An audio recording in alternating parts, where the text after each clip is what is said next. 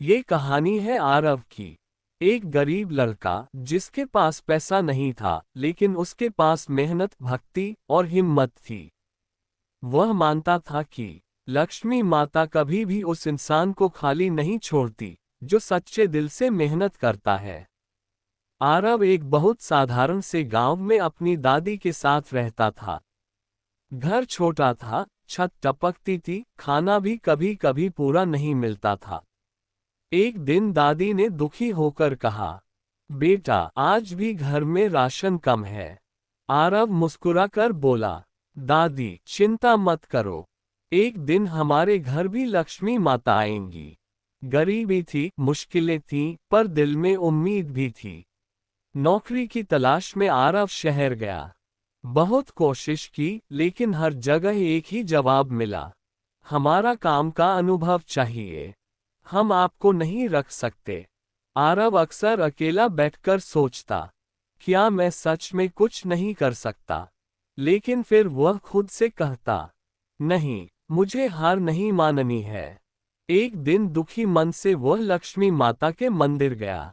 उसने आंसू भरी आंखों से कहा, माँ, रास्ता दिखाए, मेरी मेहनत बेकार न जाए।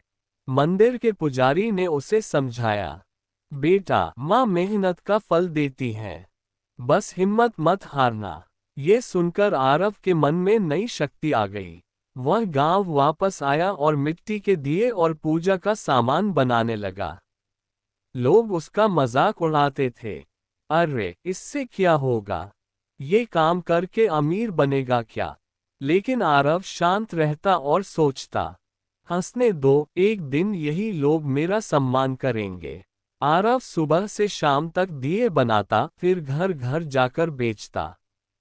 कई बार बारिश में भीगना पड़ता, कई बार भूखे रहना पड़ता, लेकिन वह हर रात यही प्रार्थना करता, लक्ष्मी माता, मेरी मेहनत बेकार न जाने देना। उसकी मेहनत और भक्ति दोनों मजबूत हो रही थी। शहर की एक बड़ी दुकान के लिए अचानक बहुत सारे दियों का ऑर्डर चाहिए था। किसी के पास इतना सामान नहीं था, लेकिन आरव के पास इच्छा थी, हिम्मत थी।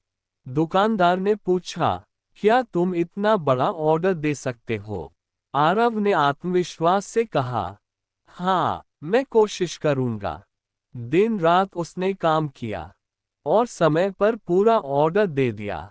दुकानदार बहुत खुश हुआ और बोला, अब से हमारी सभी दुकानों में तुम्हारा ही सामान बिकेगा। यह उसकी पहली बड़ी जीत थी।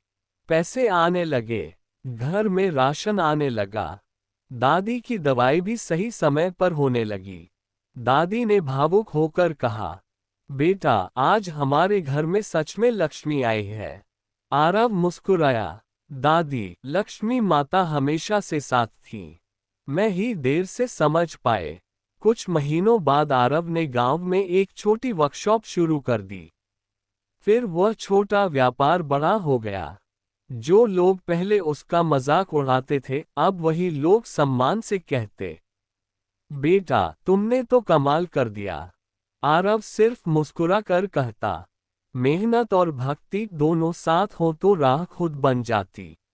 एक दिन आरव माता के मंदिर गया और बोला, माँ, आपकी कृपा से मेरा घर उजाला हो गया। अब मैं कोशिश करूंगा कि कोई और भूखा न सोए।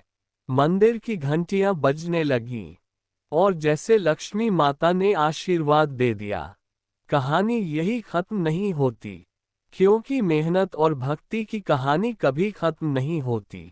धन्यवाद। अगर आपको हमारी कहानियाँ, भक्ति और मोटिवेशनल वीडियोस पसंद आते हैं, तो प्लीज़ हमारे चैनल को सब्सक्राइब ज़रूर करें।